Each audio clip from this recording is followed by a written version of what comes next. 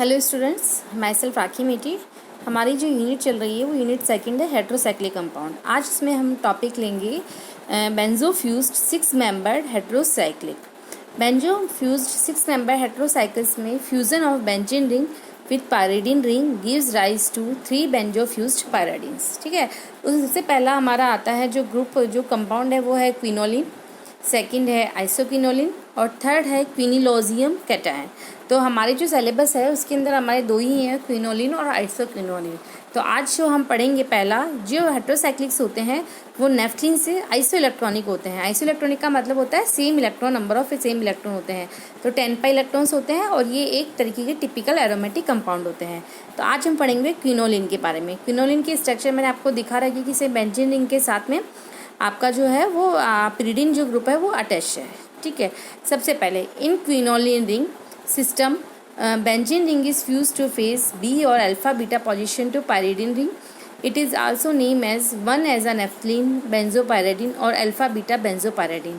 Its name is derived from the fact that it was obtained by the antimaterial alkaloid quinine with base.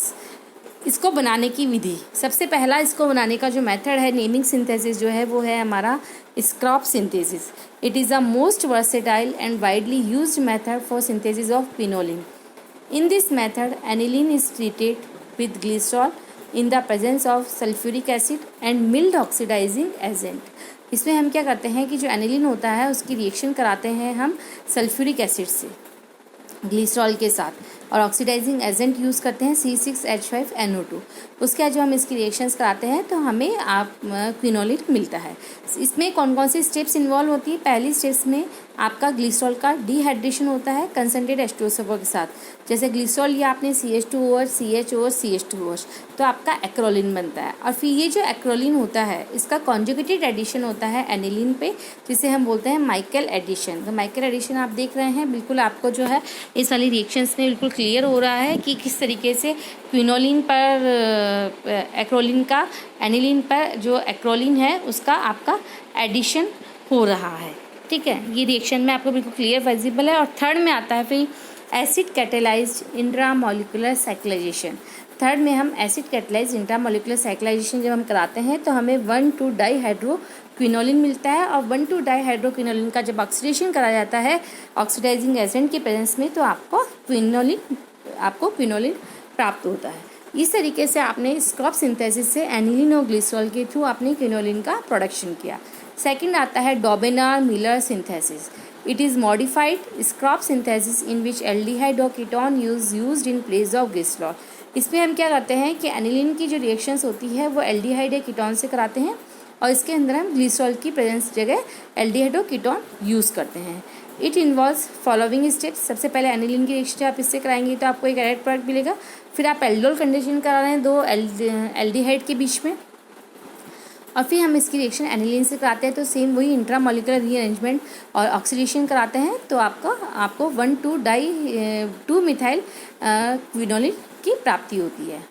Third है आपका Friedlander synthesis.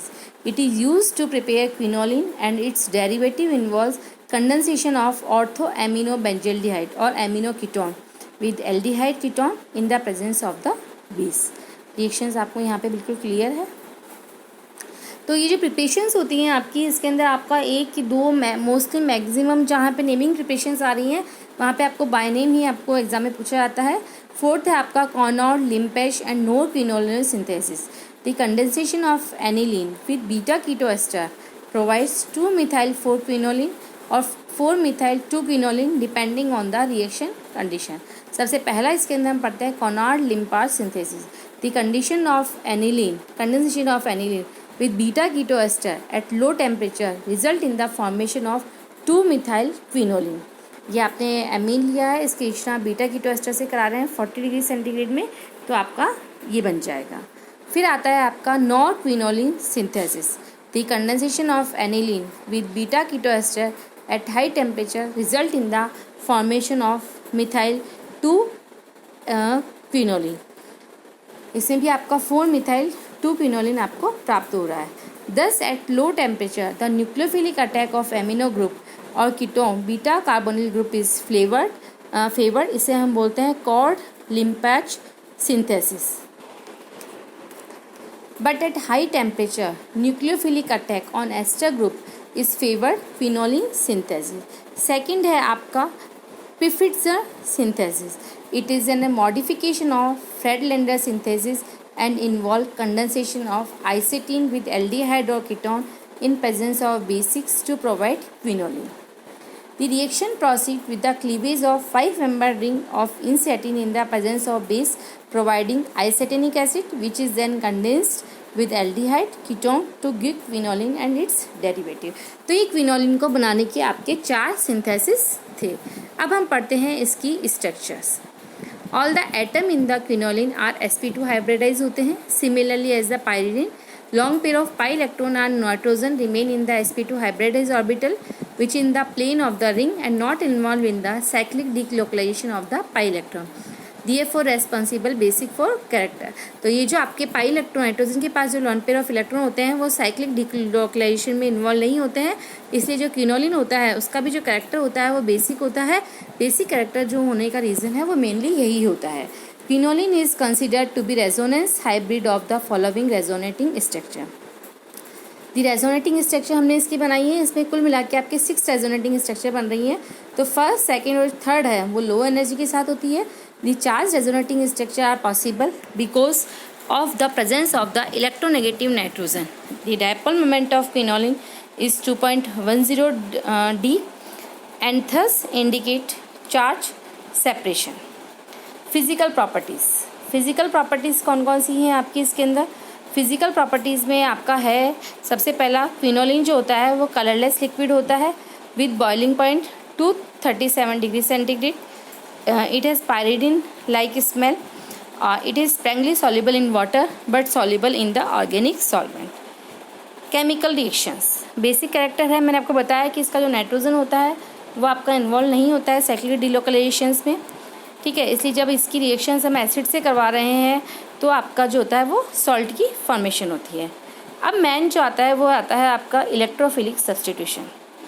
Quinoline contains 2 ring system. पहला है carbocyclic और benzene ring और दूसरा है heterocyclic ring containing nitrogen as heteroatom.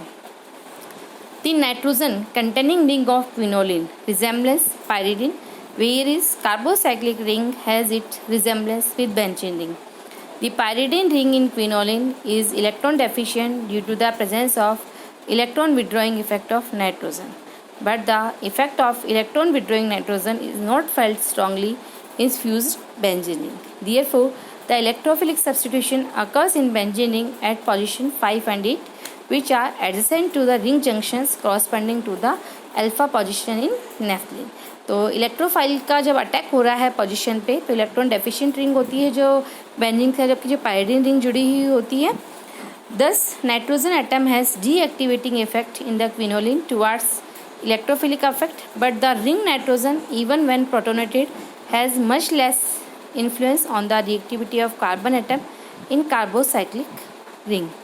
Under the strongly acidic condition, electrophilic substitution occurs preferentially in the carbocyclic agent C5 और C8 position पे। तो इसका C5 और C8 पोजीशन पे ही होता है जनरली, क्योंकि C5 और C8 पोजीशन पे जो भी आपका इंटरमीडिएट बनेगा वो आपका मोर स्टेबल बनेगा, इसलिए C5 और C7 पोजीशन पे ही C8 पोजीशन पे ही आपका इलेक्ट्रोफाइल का अटैक होगा। जैसा कि आपको बिल्कुल क्लियर है डायग्राम में कि इसके जो भी आपके इंटरमीडिएट बन रहे हैं वो रेजोनेंस के थ्रू इस वाली पोजीशन पे ज़्यादा स्टेबल होते हैं comparatively to C6 and C7 position पे। The attack of electrophile at C5 or C8 gives 2 stable intermediate carbocation in which the aromatic sextet of pyridine ring is preserved. The electrophilic attack at C6 or C7 result in the formation of 2 carbocation intermediates in which one is less stable because the aromatic sextet of pyridine ring is destroyed. Difference between the pyridine and quinoline. Pyridine और quinoline के बीच में difference क्या है? The significant difference between the pyridine and quinoline is that quinoline undergoes addition reaction much more readily in nitrogen containing ring. The initial attack of electrophile is followed by the attack of nucleophilic at adjacent carbon atom, giving dihydroderivatives in which aromatic sextet is preserved in benzene ring. Quinoline है उसका जब आपने electrophile का attack कराया तो आपको dihydro derivatives बनेंगे और फिर डाईहाइड्रो डेरिवेटिव्स से आप जब पायरीडीन की रिएक्शन कराते हैं तो आपको डाईहाइड्रो पायरीडीन आपको यहाँ पे मिलता है। नेक्स्ट है क्विनोलिन का anomalous behaviour. Electrophilic substitution at C3 position in quinoline is anomalous behaviour. This can be explain by the addition elimination, जो आपकी इसकी मैकेनिज्म है आप उसके थ्रू इसको शो कर सकते हैं कि एडिशन एलिमिनेशन मैकेनिज्म के साथ भी आप इसे शो कर सकते हैं। जब हम इसका नाइट्रोजन कराएंगे तो उस नाइट्रेशन कराएंगे तो C5O C8 पोजीशन पे ही आपको नाइट्रेशन मिलेगा। सल्फोनेशन कराते हैं क्विनोलिन का तो C5O C8 पोजीशन पे आपको मिलेगा।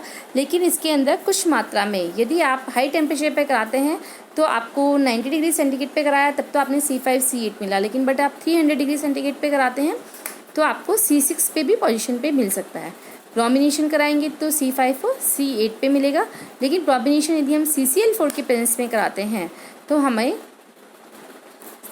C3 सब्स्टिट्यूट मिलेगा।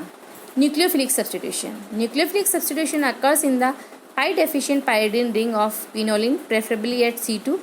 If C2 ring is occupied nucleophilic substitution occur at C4।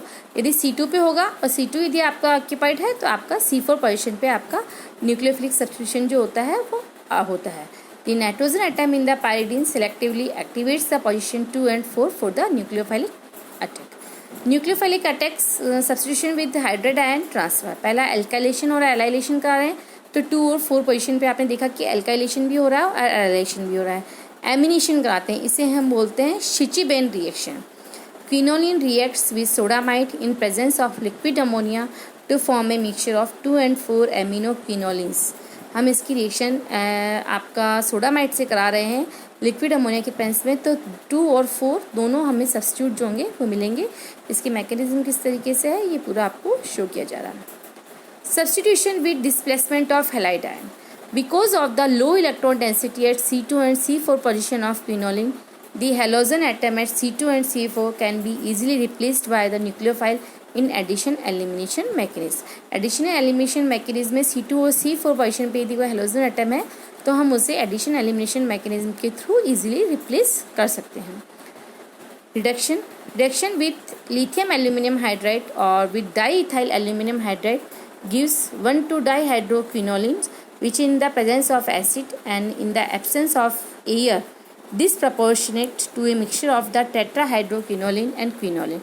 यदि इसका हम लिथियम एल्यूमिनियम हाइड्राइड के प्रेजेंस में करवा रहे हैं तो 1,2-डाईहाइड्रोक्विनोलिन बनता है और फिर इसका एब्सेंस ऑफ एयर की प्रेजेंस में कराया तो क्विनोलिन बना और 1,2,3 टेट्राहाइड्रोक्विनोलिन बना।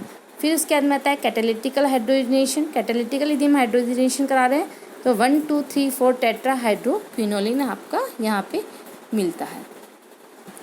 तो इस तरीके से आपका क्विनोलिन के बारे में आज आपने पूरी केमिस्ट्री बताई। मैंने प्रिपरेशन, स्ट्रक्चर, इसी केमिकल रिएक्शंस ऐसी है। जैसे हमने देखा कि इलेक्ट्रोफिलिक सब्स्टिट्यूशन C5 और C8 पे होगा और न्यूक्लियोफिलिक सब्स्टिट्यूशन C2 और C4 पे होगा।